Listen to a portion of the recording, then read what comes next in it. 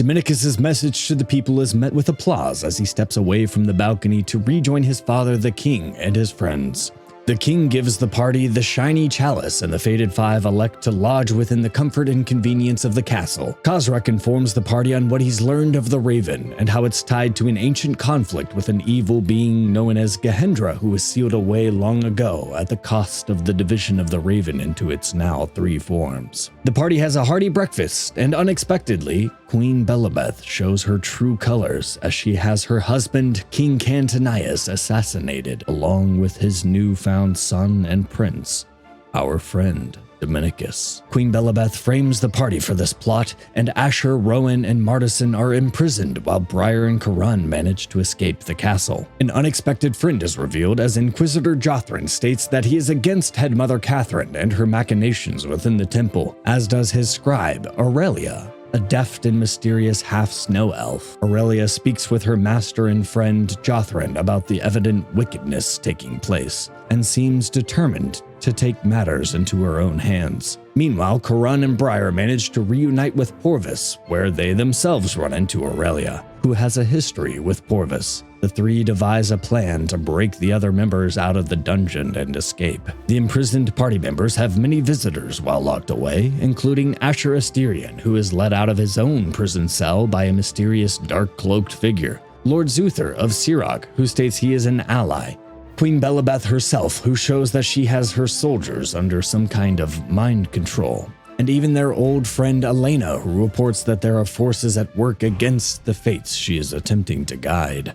The outside party is able to free their friends, escaping Kinghaven with the assistance of Porvis, his crew, and Aurelia, who elects to stay with the party, joining them on their quest. They head north, where Rowan believes his wintry hometown of Herndine will be a bastion away from the far reaches of the Queen. During their trek, once again the goblin-esque form of the Green Raven appears, spouting the same about the chalice, but the party is able to glean more from the cryptic entity with the help of the knowledge bestowed upon them by Khazrak. They make it to the warm hearth of Rowan's home, where they are greeted by Rowan's mother, Ella, and his girlfriend, Evelyn, whom he has missed dearly.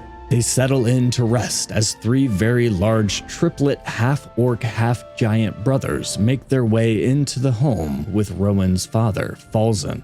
Cole Dusk and his brothers Elwyn and Xander are introduced, and it's explained that they rescued Falzan and Thodrak, the family friend, from a pack of vicious frost gnolls. This rescue earned their invite into the family home, though the triplets usually stayed away from settlements due to the quick judgments placed on them for their appearances. They speak on the chalice, which uncovers the stunning revelation of Rowan and Ella not only being sun elves, but of royal blood, and that the chalice is a reforged sacred sun tablet, a relic made from the same ore as Rowan's sword, his uncle Lymeal's blade. An unwelcome visitor arrives seeking to exploit Evelyn's good nature, the guised Black Raven. He speaks to Rowan in ultimatums, but as Rowan attempts to call out for Mother Raven in hopes that she will appear and put an end to this, she does not.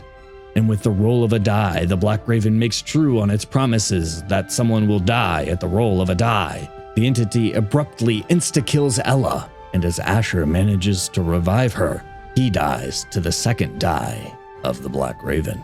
With Asher lying dead and the party curious as to why Mother Raven had not come, they get another visit from the shifty Green Raven, who makes his own threats and leaves. And then finally, Mother Raven arrives and revives Asher. With a promise to do what is right, they give her the chalice and she smiles in thanks as she takes her leave. Jazir, the Lord of Herndine, pays a visit, and due to a previous quarrel between him and Rowan in the past, the same quarrel that sent away Rowan in exile in the first place, the party is apprehensive and prepares for conflict. Fortunately, Jazir states that he is a different man and vows to stand against the monstrous actions of the Queen, and promises to Rowan and company that the North will rally when the time comes. The party heads north to the Frost Knoll encampment to investigate why they've been moving south and attacking the villagers. There they learn of the great ice volcano in the north, Von Silath, and the calamity that would come if it were not quelled, a task typically left to the caretakers of the mountain, Aurelia's kin, the Snow Elves. The party joins the North's festival and tournament, The Rite.